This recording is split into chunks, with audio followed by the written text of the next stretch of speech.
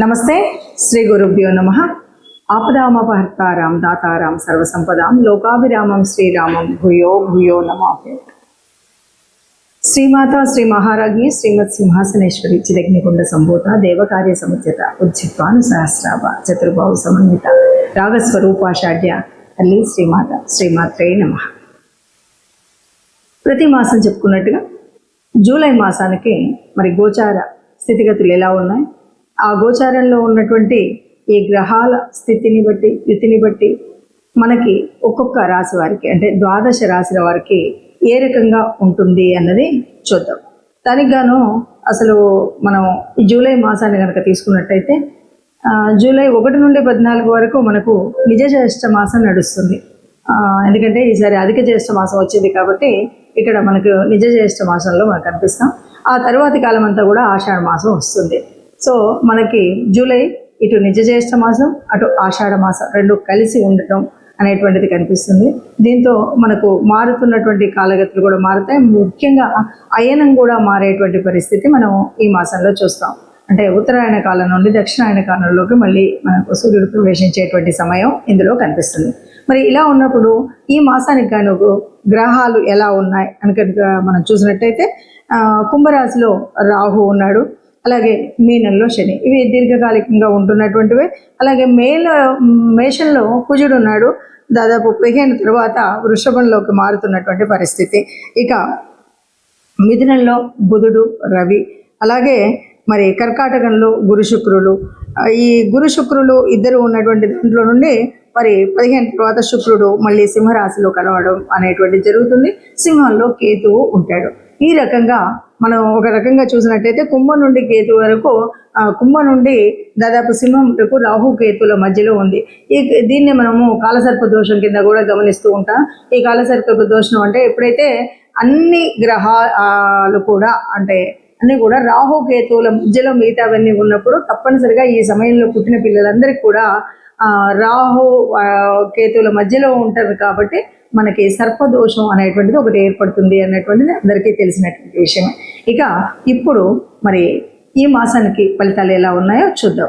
దీనికి అంటే మనం ఒక ద్వాదశ మాసాలకు కనుక చూసే ముందు ఒక మాట చెప్పుకోవాలి. ఎందుకు అంటే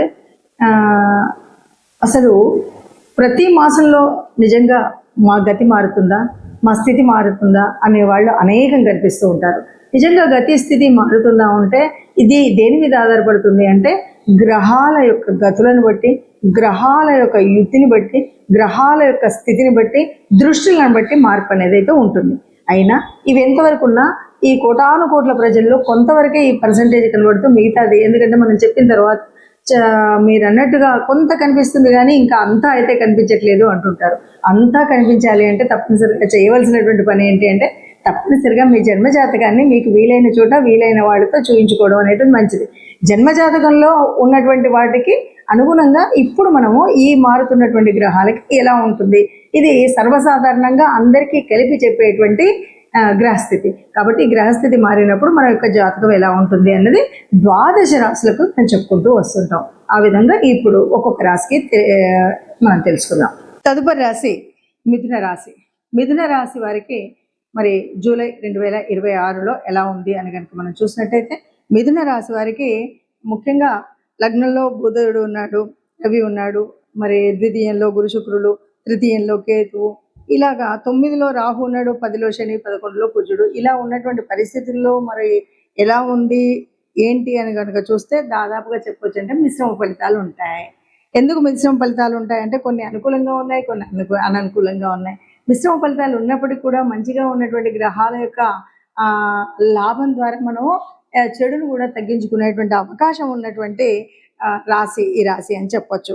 సరే, వృత్తి ఉద్యోగ వ్యాపారాలందు మాత్రం మంచి ప్రోత్సాహం ఉంటుంది. మనం అనుకున్నటువంటి పని చేయగలుగుతాం. చక్కగా ఎటు చూసినా కూడా ఎంకరేజ్మెంట్ దొరుకుతుంది.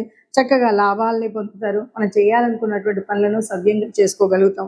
అలాగే ఎవరికైనా ఇంతకుముందు ఏదైనా ఇవ్వాల్సిన వస్తువులు ఉన్నాయి, డబ్బులు కానీ ఇలాంటివి అప్పులు ఇలాంటివి ఉన్న వాళ్ళందరికీ కూడా ఇక్కడ మనం ఆ చెల్లింపులను పూర్తి చేసుకోగలిగేటువంటి స్థితి ఉంటుంది. ఇక కుటుంబానికి చెప్పాలి అంటే అదనంగా ఎంతో కొంత ఖర్చు చేయాల్సి ఉంటుంది. అది మనకు సంతానం వేరే చోట చేరడం కోసం వల్ల కానీ, వివాహాల వల్ల కానీ, ఇంకే దాని వల్ల కానీ మనం కొంత కుటుంబం కోసం ఖర్చు చేయాల్సినటువంటి పరిస్థితి అయితే ఉంటుంది. ఇంకా ఆరోగ్యం విషయంలో చూస్తే మాత్రం కాస్త జాగ్రత్తగా ఉండడం మంచిది అని ప్రత్యేకించి చెప్పవలసినటువంటి స్థితి అయితే ఉంది. ఇక వ్యసనాలు, ఇది ముఖ్యంగా మగవాళ్ళకి సంబంధించిందే కాదు, ఆడవాళ్ళకి సంబంధించింది కూడా. ఒక్కొక్కరికి ఒక్కొక్క రకమైన వ్యసనం ఉంటుంది. అయితే ఇది పూర్తిగా మన నుండి కాకుండా మన మిత్రుల నుండి ప్రోత్సాహం పొంది ఆ వ్యసనాన్ని అలవాటు చేసుకునే పరిస్థితి బాగా కనిపిస్తుంది. కాబట్టి మిత్రులతో స్నేహం చేసేటప్పుడు అయినా సరే చాలా జాగ్రత్తగా ఉండాలి. కొత్త కొత్త రకాలైనటువంటి వ్యసనాల జోలికి అస్సలు వెళ్ళకండి. కొంతమందికి ఏమీ లేకుండా పిచ్చి పిచ్చిగా గేములు ఏవో ఆడుతూ డబ్బులు పోగొట్టుకునే పరిస్థితి ఉంటుంది. అది కూడా వ్యసనమే. ఈ వ్యసనాన్ని ఇలాగా కొత్త వ్యసనాలు ఏవి కూడా మన జోలికి రాకుండా జాగ్రత్త పడడం చాలా మంచిది. ఇక వివాహాలు కాని వాళ్ళు ఉన్నారు, లేదు వివాహమైన వాళ్ళు ఉన్నారు, వాళ్ళందరూ కూడా బాగా ఉంటుంది. అలాగే ఉద్యోగం లేనటువంటి వాళ్ళకు కూడా ఈ సమయంలో ఉద్యోగం వచ్చే అవకాశం, అంటే మనం ఇప్పటికే అప్లికేషన్ పెట్టి దానికోసం ఇంటర్వ్యూ ప్రిపేర్ అయ్యి ఉంటే తప్పకుండా సిద్ధించేటువంటి అవకాశం అయితే ఉంది. వాహన యంత్రాలు ఏవైతే ఉన్నాయో వాటిని వాడే వాళ్ళు ఎవరైతే ఉన్నారో, అంటే వాహనాలు నడిపించే వాళ్ళు కానీ యంత్రాలతో పనిచేసే వాళ్ళు కానీ చాలా జాగ్రత్తగా ఉండడం అనేటువంటిది ఇప్పుడు మీకున్నటువంటి కుజుడి యొక్క పరిస్థితి మూలంగా మనం చేయాల్సినటువంటి ఒక నియమం ఏంటంటే చాలా జాగ్రత్తగా నడిపించాలి అన్నది దృష్టిలో పెట్టుకోవాలి. ఇప్పటి వరకు మీరు ఈ గ్రహస్థితిని చూశారు కాబట్టి ఈ గ్రహస్థితి మరి ఇలా ఉన్నప్పుడు ఎవరం కూడా కష్టాలను ఆశించాం, ఎవరు కూడా కష్టాలు ఇష్టపడం, అయినా గ్రహస్థితి ఇలా ఉంది. ఎప్పటి నుండో అనుభవిస్తున్న కష్టాలు ఉన్నాయి, నష్టాలు ఉన్నాయి. అందరికీ ఆశాజనకంగా ఉండే విధంగా ఉండాలన్నదే ఉంది. కాబట్టి మనకు తప్పనిసరిగా కావాల్సినటువంటిది దైవానుకూలం, అలాగే గ్రహాల యొక్క అనుకూలత కావాలి. మనం ఏమన్నా గ్రహాల సంచారాన్ని బట్టి ఉంటుంది, కానీ మనకు అనుకూలించే విధంగా ఉండాలి అంటే మనం పుట్టినరోజు తెచ్చుకున్న ప్రారంభాన్ని బట్టే ఉంటుంది. పుట్టినప్పుడు మనం తెచ్చుకున్నటువంటి ప్రారంభం వల్ల కొన్ని యోగించేవి, కొన్ని యోగించేవి ఉంటాయి. అయినప్పటికీ ఇలాగ మనం ఏదైతే గోచారం చూస్తూ ఉన్నామో, గోచారంలో జరిగేటువంటి మార్పుల వల్ల కొంత ఉపశమనం పొందడానికి మాత్రం లాభం ఉంటుంది. ముఖ్యంగా చెప్పేది ఏంటంటే ఈ మాసంలో అవునన్నా కాదన్నా మరి గురువు యొక్క మార్పు అన్నది మనం చూసినటువంటిది. ఈ గురువు మార్పు వల్ల ఈ గురువు అనుకూలంగా ఉన్నవాళ్ళు, అనుకూలంగా లేని వాళ్ళు అన్నది కాకుండా ఒకటి మనం చేయాల్సింది ఏంటంటే గురు గ్రహానికి మనం అంటే ఏదైనా ఒక గురు మంత్రాన్ని తీసుకొని ఈ మాసం అంతా కూడా తప్పనిసరిగా చేసుకోవాల్సినటువంటిది ఏంటంటే గురు మంత్రాన్ని తీసుకొని, అంటే ఏ గురువుకు మీకు సంబంధించినటువంటి దక్షిణామూర్తి అవ్వచ్చు, దత్తాత్రేయుల వారు అవ్వచ్చు, లేదా మీకు సంబంధించిన స్వయం గురువులు అవ్వచ్చు, లేదు ఇలా ఏ గురువుకు సంబంధించిన స్తోత్రం ఉన్నా ఆ స్తోత్రాన్ని మనం పాటించడం, లేదు నవగ్రహాల్లో ఉన్నటువంటి బృహస్పతికి సంబంధించినటువంటి శ్లోకం, ఇది నిత్య పారాయణంగా పెట్టుకున్నట్టయితే మనకు ఈ గోచారం వల్ల ఏదైనా చెడు జరిగేది ఉంటే మీకు గురువు ఆ చెడును జరగకుండా సర్వవేళలా కాపాడుతూ ఉంటాడు. ఇక రెండవది, లేదు గురువు అనుకూలంగా ఉన్నాడంటే జరిగే మార్పుల్లో, మంచి మార్పుల్లో ఇంకా మంచి జరుగుతుంది తప్ప మీకు ఎట్లాంటి నష్టం ఉండదు. కాబట్టి ఈ గురువుకు సంబంధించినటువంటి ఈ విషయాలు చేయడమే కాకుండా ఇంకా గురువు యొక్క అనుగ్రహం పొందాలి అంటే తప్పనిసరిగా మరొక మార్పు చేసుకోవాల్సింది, ఎవరైనా వృద్ధులు ఉన్నటువంటి వాళ్ళు, అంటే తండ్రి సమానులైనటువంటి వయసు ఉన్నటువంటి వాళ్ళు, అంటే వృద్ధులకు సహాయం చేయడం, సహకరించడం అనేటువంటి విషయాలు ఉంటాయి కదా, ఇవి కూడా చాలా వరకు గురు గ్రహం యొక్క సంతృప్తిని, గురు గ్రహం యొక్క అనుగ్రహాన్ని పొందడానికి వీలైనటువంటి అంశాలు. కాబట్టి ఆ రకంగా చేసుకుంటూ వెళుతూ ఇక మనం ఒక్కొక్క గ్రహంలో ఉన్నటువంటి మార్పులు చేర్పులు ఉన్నాయి కాబట్టి వాటిని అనుసరిస్తూనే వెళ్ళాలి. ఏదేమన్నా సరే రాహుకేతువుల మధ్యలో నలిగిపోతున్నటువంటి గ్రహాలన్నీ ఉన్నాయి. ఈ సమయంలో ఏమన్నా సరే వీలైనంత వరకు సుబ్రహ్మణ్య స్వామి దర్శనం కానీ, సుబ్రహ్మణ్య స్వామికి సంబంధించినటువంటి వరకు ఏదైనా స్తోత్రం, స్తుతి ఇలాంటివైనా చేసుకున్నట్టయితే చాలా వరకు మనం అనుకున్నటువంటి కష్టాలు ఏవీ లేకుండా నిబ్బరంగా ముందుకు వెళ్ళేటువంటి పరిస్థితి కనిపిస్తుంది. ఆ పరమాత్ముడు తప్పకుండా అందరినీ కాపాడుతాడు. అందులో మనం నిత్యం ఇలాంటి చక్కటి పారాయణం కానీ లేదా ఆ సంబంధిత శ్లోకాలను కానీ చదువుకున్నట్టయితే ఒక సత్సంగత్యం వల్ల, ఆ దేవాలయం యొక్క పాజిటివ్ వైబ్స్ వల్ల తప్పకుండా మనకు మంచి జరుగుతుంది. మనము ఎప్పుడు ఏ మాసానికి ఆ మాసం చూసినప్పుడు కొన్నిసార్లు ఏమవుతుందంటే ఆ మాసంలో మనకు అనుకూలించే విధంగా, అంటే గ్రహాల అనుకూలం ఎలా ఉన్నా కానీ మనకు ఆ మాసంలో వచ్చే కొన్ని పండగలు ఉంటాయి.